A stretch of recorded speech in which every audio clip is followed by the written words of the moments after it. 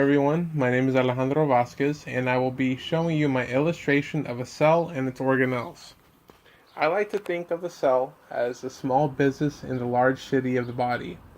There are many departments within the cell, and these departments are called organelles.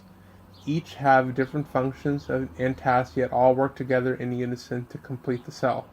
I will begin with the cell membrane located around the perimeter of the cell, right here. This is the boundary between cell and outside environment and is the outer structure made from a double layer of lipids and proteins which surround the cell. You can look at this as the building of the cell that harbors the organelles. The cell membrane also allows certain molecules to enter and exit, so you can also see this as a building security system. I had a little bit of a hard time illustrating this part, so please forgive me, but if you can imagine a clear like gelatin substance in the middle of all the organelles, right here, all of this empty space, called cytosol. Cytosol is the office space of the organelles and is composed of 70% water and other components found in the cell, such as sugars, salts, proteins, amino acids, and dissolved ions. And as with all businesses, there has to be someone in charge. In the case of the cell, the CEO happens to be the nucleus, which is right here in the middle. The nucleus controls all cell function, including intermediary metabolism, cell growth, and contains the cell's genetics. It is enclosed by the nuclear envelope and protects the nucleus from the rest of the cytoplasm of the cell. The envelope also keeps any molecules from getting out, so think of the nucleus or the nuclear envelope as the CEO's big locked door that they may have in their office. The nucleus also houses the nucleosis, which is this dot right here in the middle. And the nucleosis is not an organelle and contains the components necessary to create the cell's RNA, which are transported to the cytoplasm to make ribosomes located all around the cell and stud the rough endoplasmic reticulum, which I will get to in a minute. And as you can see, all these little ribosomes located all over the cell. The ribosomes are the cell's assembly team. These organelles are the cell's molecule makers, which make proteins from amino acids according to the DNA schematic assigned from the nucleus. The location of ribosomes in a cell determine what kind of protein it makes. If the ribosomes are floating freely throughout the cell, it will make proteins that will be utilized within the cell itself. These cells are composed of 60% RNA and 40% protein.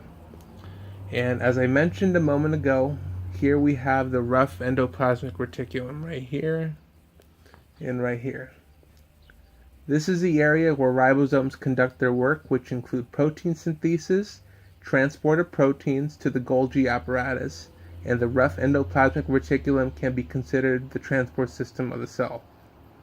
On the other side, we have the smooth endoplasmic reticulum located right here. And that is responsible for the metabolism of fats and steroid hormones. Next, we have the mitochondria located right here. These little dudes right here. The mitochondria are an extremely important part of the functionality of the cell. These organelles take and process food and oxygen to make energy called ATP, and the cell can use for its functions depending upon where the cell is located. They also aid in the process of building certain parts of the blood and hormones like testosterone and estrogen. I like to see the mitochondria as being the boiler or power plant of the cell and the overall energy workhorse.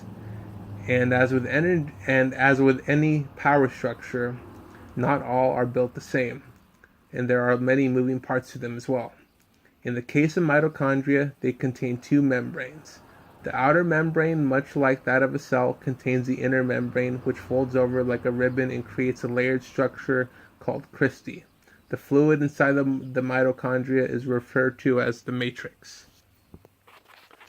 And over here, we have lyosomes. A good analogy of lyosomes would be to refer to them as the janitor or the Pac-Man. Oh, sorry about that. To refer to them as the janitor or the Pac-Man of the cell.